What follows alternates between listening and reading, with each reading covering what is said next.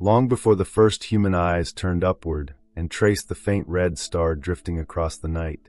Before the earliest myths gave names to constellations, Mars had already grown old. Now it circles the sun as a husk of a world, its deserts rusting beneath a thin and brittle sky. The surface is wind-scoured, barren, marked by canyons so vast they seem to split the planet's memory open. To the telescopes and rovers we send, it appears empty, a graveyard of rock and dust. But what if this silence is not the mark of a world that has always been dead, but of one that once spoke, and has simply forgotten how? Imagine Mars not as we know it, but as it was billions of years ago, a world warmed by a thicker atmosphere, where clouds gathered and released long rains upon plains the color of old embers. Rivers wound their way across the surface like living threads, pooling into inland seas and perhaps a northern ocean that stretched toward the horizon beneath a sky tinged with faint blues.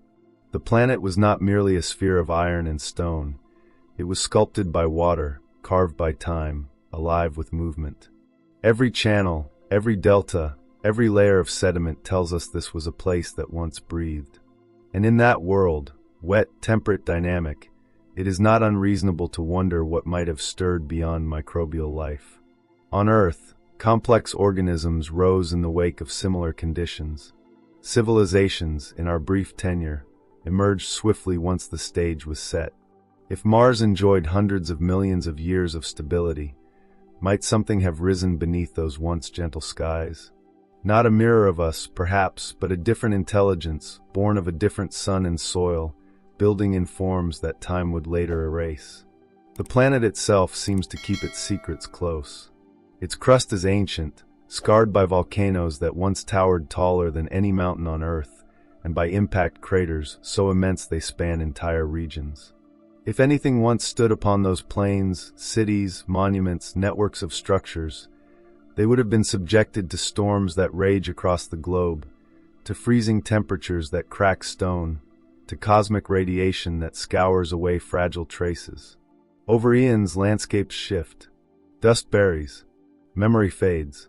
Even here on Earth, a single continent can swallow whole civilizations within a geological blink. Mars has had far longer.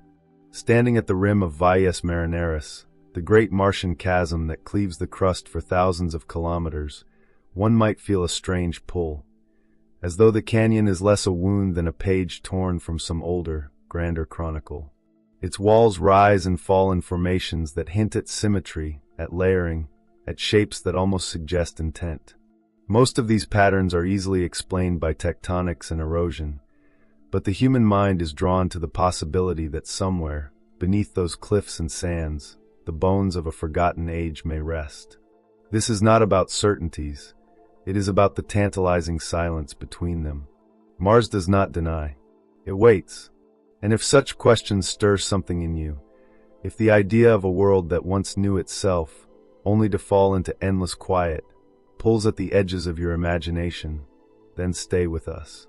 To understand what Mars might have once been, we must look past its current silence and learn to read the scars etched across its face. Unlike Earth, Mars lacks the slow churn of tectonic plates that recycles crust and swallows continents, which means its surface preserves an older record. Some of its plains date back more than 4 billion years, making them among the most ancient accessible surfaces in the solar system. When we look at Mars, we are not merely looking at another planet, we are looking into the deep past, at a landscape frozen in time. Billions of years ago, Mars was not the arid wasteland we know. Geological evidence paints the picture of a planet that once hosted long-lasting bodies of liquid water. Ancient river valleys snake across the terrain, converging into basins that may have been vast lakes or shallow seas. The northern lowlands, in particular, show signs that they might once have been an ocean, covering up to a third of the planet's surface. Minerals like clays and sulfates, which form in the presence of water, are abundant in certain layers, whispering of wet climates that persisted for millions of years. This was not a brief flash of habitability, it was an era measured in ages. The Martian atmosphere, though now thin and inhospitable, once seems to have been thick enough to support flowing water on the surface. Scientists suspect it was stripped away gradually, perhaps by the relentless solar wind after Mars lost its global magnetic field.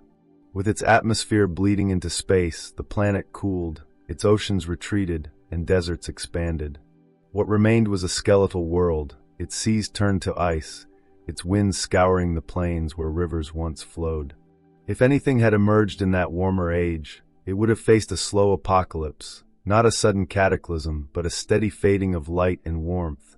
A civilization, if it existed, not annihilated in fire but slowly entombed in frost and sand. Our rovers and orbiters have uncovered features that, to some eyes, appear suggestive of artificiality. Patterns in Martian mesas, unusual geometric ridges, formations that, when captured in the right light, hint at angles and alignments that nature rarely favors. Most of these, of course, have sound geological explanations: differential erosion, collapsed lava tubes, the strange tricks light plays on fractured stone.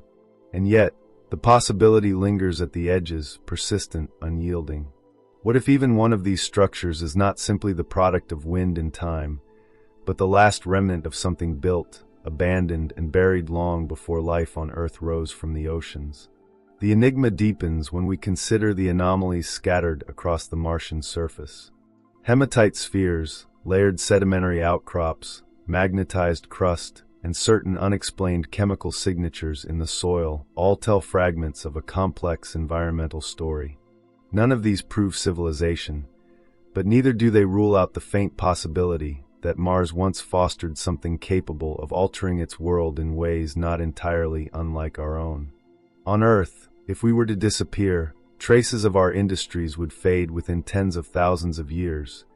In a few million, tectonics and erosion would erase almost all recognizable signs. Mars, with its slower geological clock, could preserve subtle fingerprints far longer, but not forever. The ceaseless sandstorms, radiation, and meteorite impacts would gradually blur even the most deliberate works. Some scientists have even entertained versions of this idea from unexpected angles. The concept of technosignatures is usually reserved for detecting alien civilizations on distant exoplanets, signals in atmospheres, anomalies in light spectra, or artificial compounds that shouldn't naturally occur. But in recent years, a handful of researchers have turned that lens inward, asking whether Mars itself might carry technosignatures of a bygone civilization. If such a society had existed millions or even billions of years ago, its traces would not be monuments but chemical and structural whispers, peculiar isotopic ratios, synthetic molecules locked in ancient strata, or modifications to local geology too systematic to be chance. And then there are the enigmas that refuse to fade from cultural memory. The so-called face on Mars, the strange, seemingly geometric mounds of Cydonia, the repeating hexagonal and triangular shapes glimpsed in orbital images. The scientific consensus explains them as natural formations, shaped by erosion and the tricks of lighting and resolution. Yet the very persistence of these images in the human imagination speaks to something deeper than conspiracy theories. It speaks to our instinct to search for patterns, to sense that a story might lie hidden beneath layers of dust, a story waiting to be read by those who know where to look. When we sift through this evidence, scientific and speculative alike, what emerges is not proof but possibility. Mars is a world that once had all the ingredients we associate with habitability: water, atmosphere, time, and geological diversity. If life arose there, as many astrobiologists believe it might have, then the question shifts from was there life to how far could it have gone before the planet turned to stone and silence. If the thought of ancient hands, or something like hands, shaping a world under alien skies draws you deeper, you're not alone. These are the questions that live between data and wonder, between the microscope and the myth. Stay with us, subscribe, and keep walking through the corridors of possibility as we explore what might have been before Mars became the silent world we see today. If we allow ourselves to follow the branching paths of speculation, the story of Mars unfolds like a tapestry with threads we can only faintly see. One path imagines a civilization born from water and rock during Mars's warmer ages. emerging slowly over countless millennia as the rivers carved their valleys. Perhaps it began in the shallow oceans of the northern lowlands, where life clustered along fertile shores beneath a pale, distant sun. In this vision, intelligence did not arrive suddenly, but grew with the rhythm of the planet, adapting to each geological heartbeat. Cities, if they existed, might have been built close to water, shaped from basalt or hardened clays, designed to blend with the land rather than dominate it.